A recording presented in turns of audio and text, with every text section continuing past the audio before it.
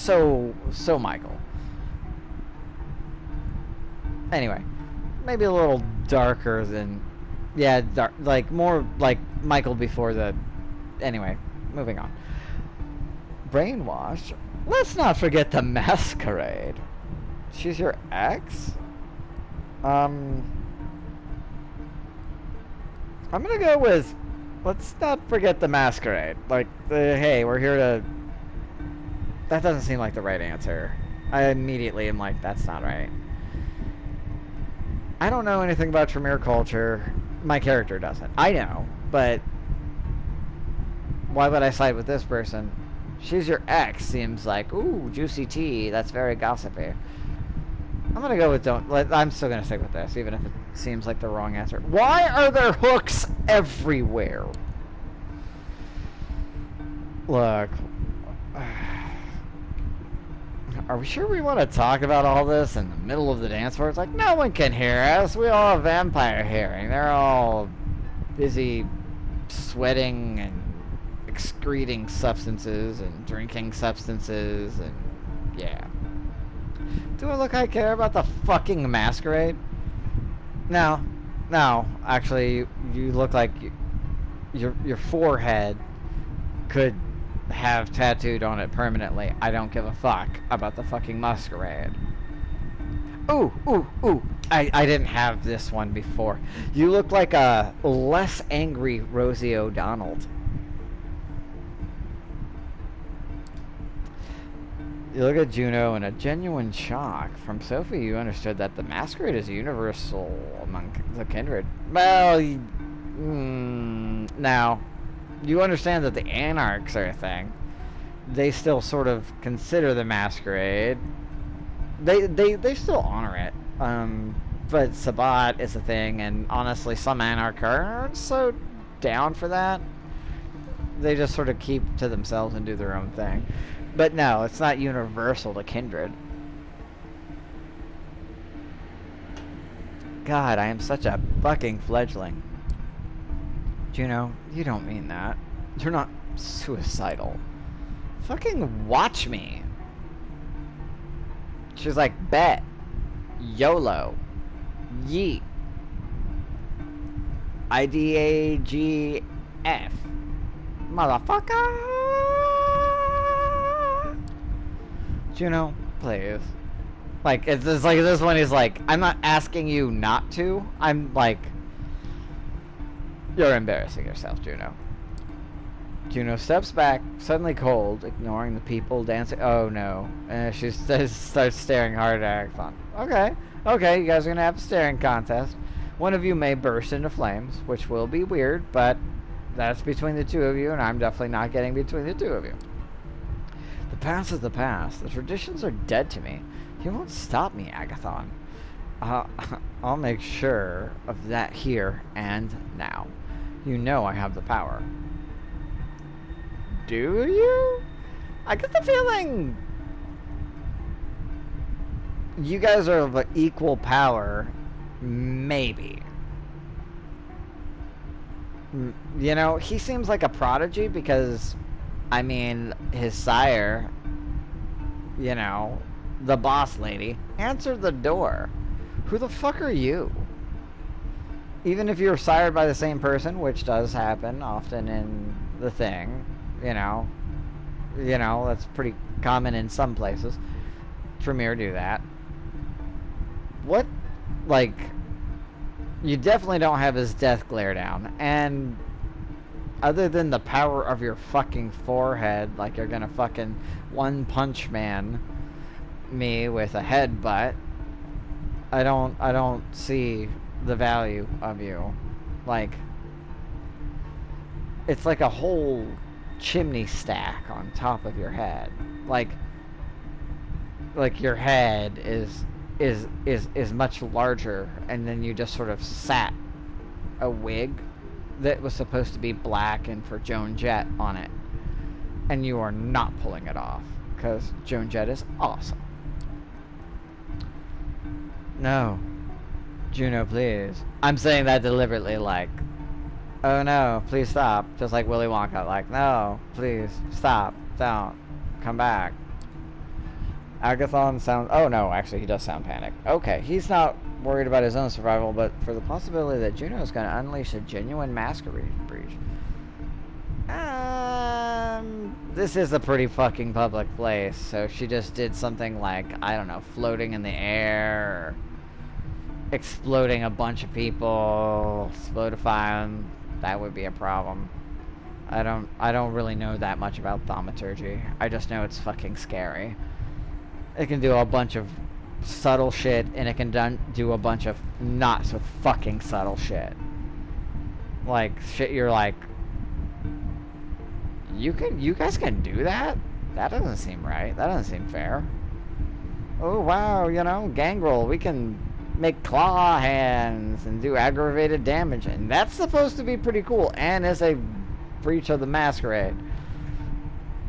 Like, juggling a fucking dumpster, cars, or whatever on the highway, that's a thing another vampire could do, you know, like, but it's like, you guys can, like, empty a room of blood by putting it all in one thing, hardening that thing, and its essence becomes some sort of weird battery power source or some shit like that. I'm gonna try to fucking calm her the sucker punching her makes the most sense. Dude, none of these are good. All of these are solid. None of these are good. I am too small to presence Juno. I don't think that's gonna work. They have aspects, which aspects can overcome presence. Violence isn't necessarily going to solve it, but it could. And I don't feel like reasoning's... Let's just sucker... This is like... Just sucker punch. Let's just go with it. You step towards Juno and punch her in the face. Oh, that's not a sucker punch. I mean, I guess it... Her nostril flares and she groans in pain and the body crashes into the people dancing behind her. I was thinking sucker punch more as like a, you know, like that hit to the diaphragm, to the gut, you know? In a few short seconds, you've caused a general panic in the nightclub. People pick themselves off the floor, scream, and try to push their way out. Okay, well. Whoopsie! Music stops and the lights come on. Suddenly you're blinking in the cold, white halogen light. So either they're giving her great fucking stage to draw attention, or I've ruined the moment and now I've taken the wind out of her, more metaphorically than physically. A young man crawls away on all fours. Fucking I just see Jerry from Rick and Morty. I just kept crawling and it just kept working.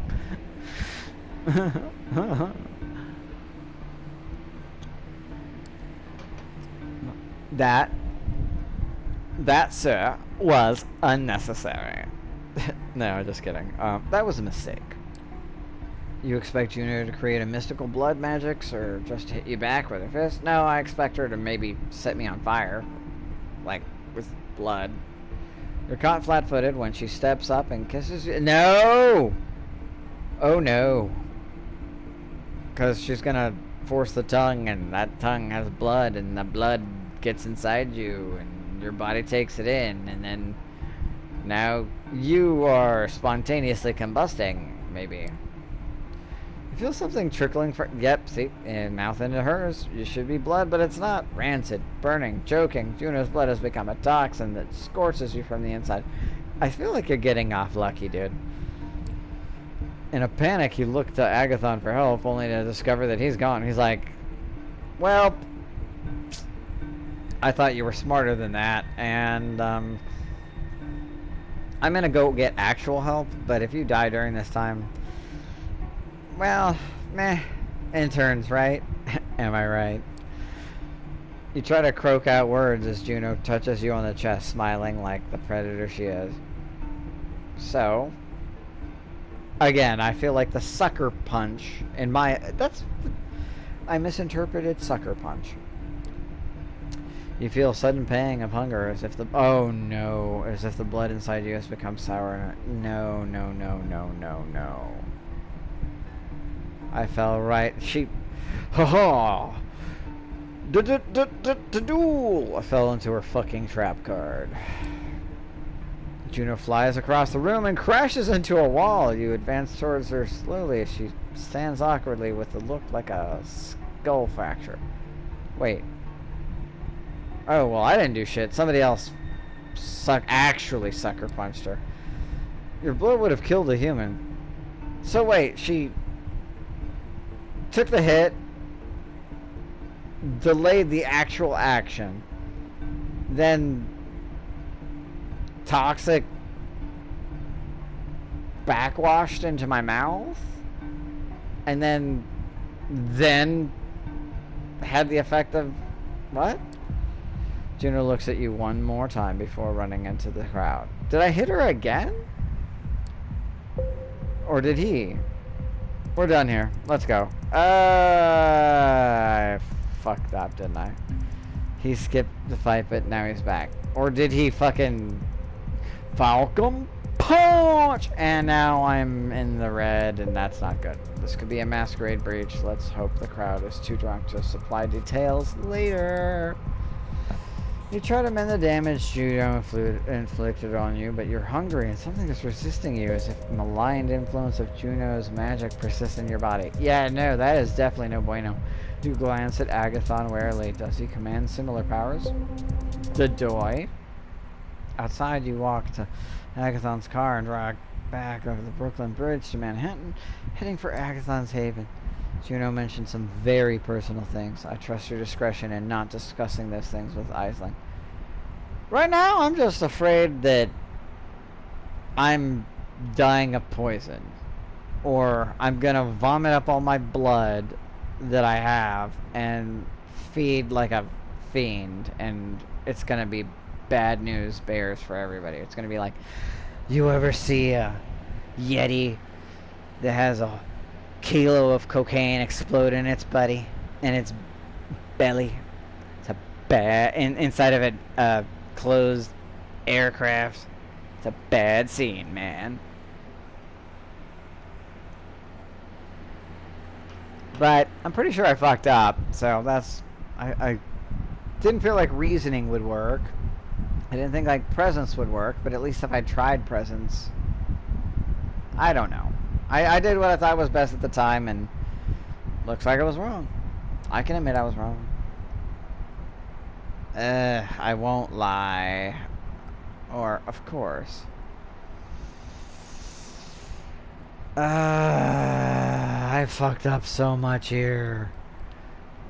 I don't like lying. Also, she's far scarier than you. But I'm trying to get you on my side. I'm just gonna say, of course. Your love life is your business. Thank you. It's like, weird shit's going on here, and I don't know what's going on. When I can even fucking tell them? You know? I don't even know what's going on. I legit don't. I'm not sure even know what's happening to me right now. You could tell me. That would be nice. That would make us better friends, but I guess I'll just suffer or whatever. Like I had gas station sushi. After a while, you reach Agathon's haven, and he parks the car. You walk to the occult bookstore, and Agathon invites you. Oh, wow, you invite me inside. The smell of incense assaults you before making you grateful you don't have to breathe. You follow Agathon upstairs to find Aisling's Sturbridge in an armchair reading an old book. She puts a bookmark in the place as you come in. You were successful, I hope. Depends on how you define success, and if you mean I'm possibly like envenomated and punched a person that was probably more powerful than me in public and made a whole scene, then yes. No, I'm sorry, the notes were there at some point, but not anymore. Again, why they were there in the first place, where they were, how she beat you to them, why we're keeping all this. She's got powers, man. Fuck, man. I should have just said I'm gonna tell the truth. That's a shame. I hope you don't run out of time. How did Sophie's little protege do? poorly. And that is being kind. I suck.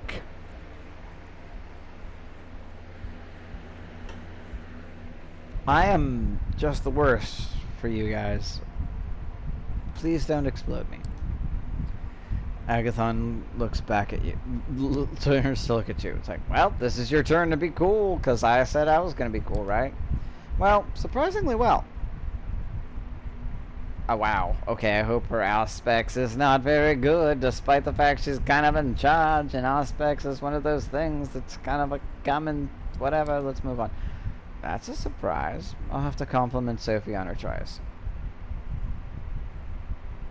I cannot read you. We met Juno. Fortunately, she couldn't find the notes either. You are lying! Motherfucking Pinocchio ass. Look at your big ass nose. It ain't getting any bigger, but damn. That's interesting. The High Regent turns to look at you. What was your impression of Juno, fledgling? Agathon's ex. Just immediately like, fuck that nigga.